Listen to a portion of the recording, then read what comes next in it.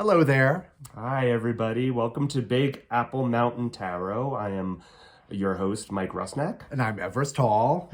And we are going to do a video today about the beginning of April, the April New Moon, and the Aries Libra axis. Yeah, the Aries axis is self, and at the other end, there's Libra, and that means others. Oh, but wait, hold on. Aries started on the equinox, and right. Libra is also the equinox. So this is a spring and fall energy that we're talking about. So there's like this connection here. Yeah, but it's our new year too, our astrological new year. Yes. And this new moon is where we're asked to really plant our intentions and to really break out of the mold and to really, at every full moon, we put emphasis on leaving behind what no longer is serving us. But right now we're asking ourselves to get out ahead of that and to really jump out and just break through. If we could use a Easter analogy, break out of our shells. Exactly. I like to think of Aries as like that sign is like a little seed coming out of the dirt. And it takes a lot of energy and a lot of force to push through the soil. Push through that soil. And this is kind of the beginning of that energy. I have an Aries moon, so I kind of feel close to Aries. One of the things with Aries is that there's so much force pushing through that sometimes you can kind of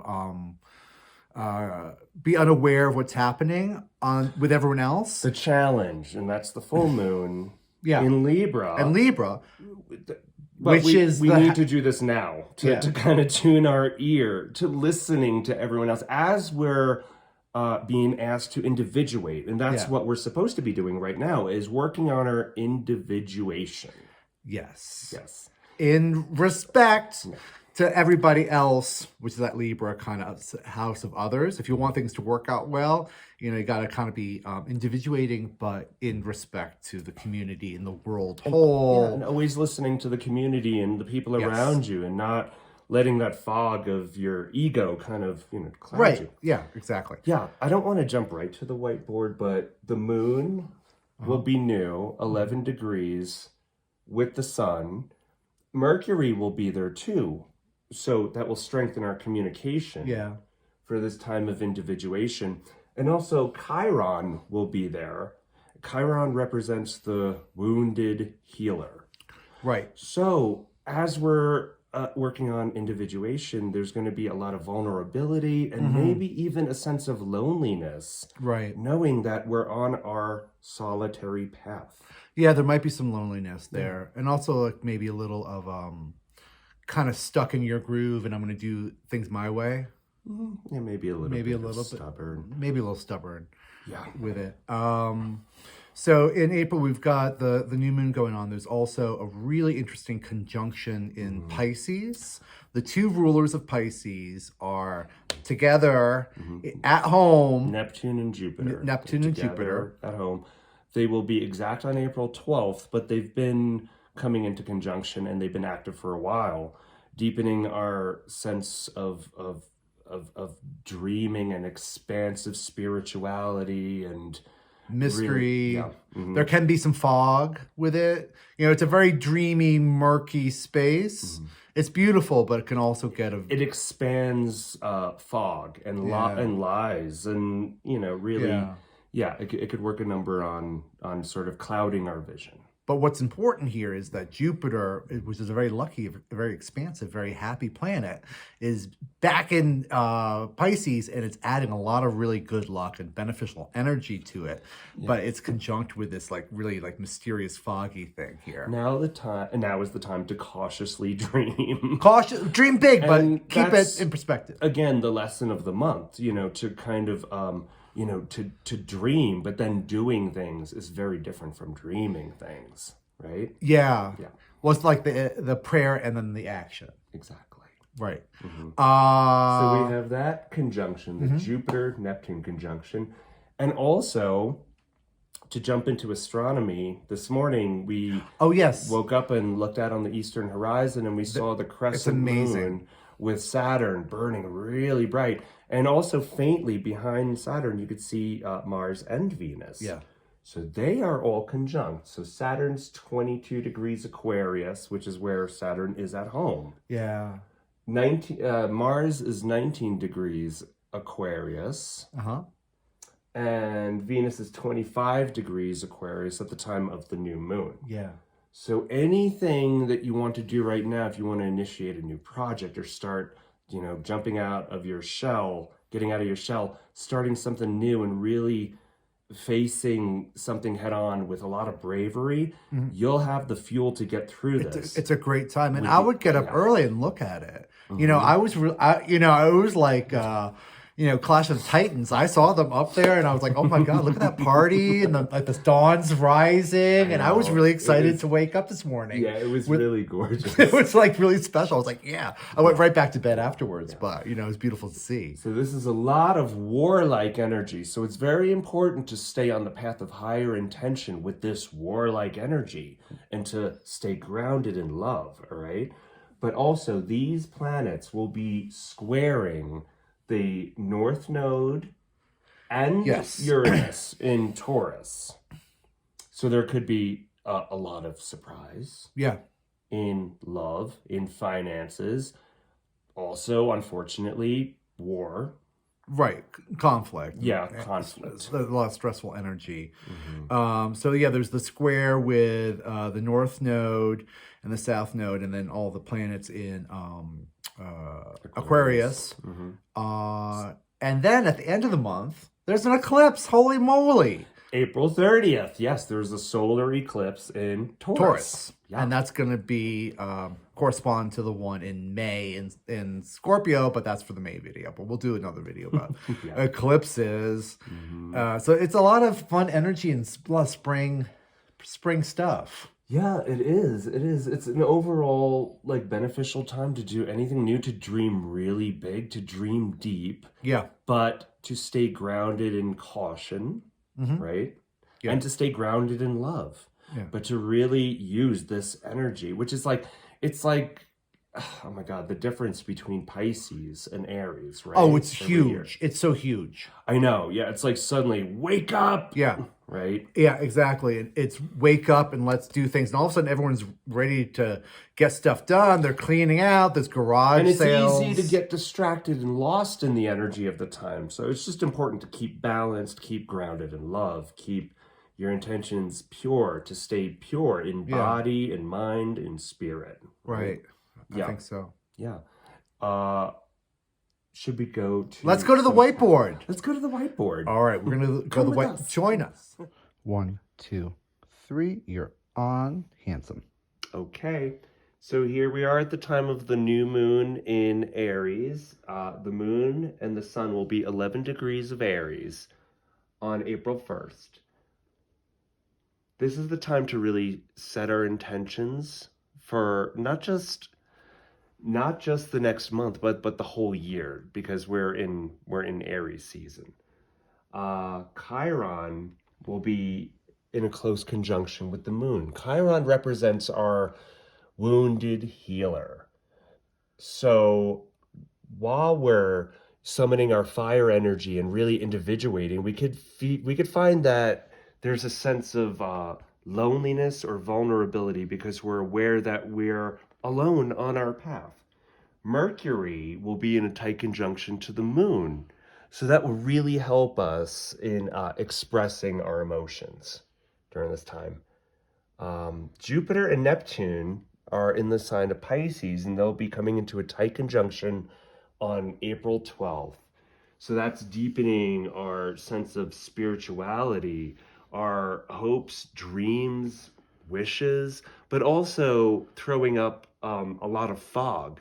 So just be careful with exaggerations and false prophets. Jupiter and Neptune also have the power to drop the veil entirely and kind of make us aware of where we've been maybe telling ourselves lies, maybe telling ourselves stories in order to survive, in order to endure. This might be the time where we see what we've been doing and how we've been sort of girding ourselves artificially, Over here in Aquarius, we have Saturn at 22 degrees of Aquarius, where it is at home.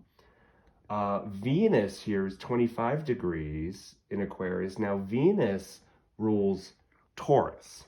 Mars rules Aries. Mars is 19 degrees, and it's in the sign of Aquarius too. So these three planets here, this is our warlike energy for the month, and it's giving us all this fuel to see our goals through. So anything that we want to do right now, it's these planets that we want to really focus on to get us through. These planets are in a square to the North Node in Taurus, that's here 23 degrees Taurus, our karmic point.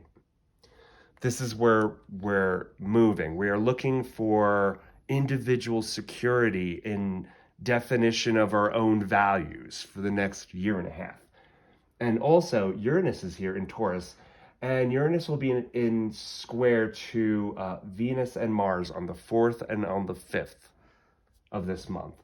And here is Scorpio, South Node. That's where we're coming from. So here in Scorpio, we're leaving behind the Scorpio energy over the next year and a half. We're leaving behind, and Scorpio rules toxicity. So we're shedding a lot of toxicity. We're looking for stability in our individual values. And I think I've kind of covered everything I wanted to for this part.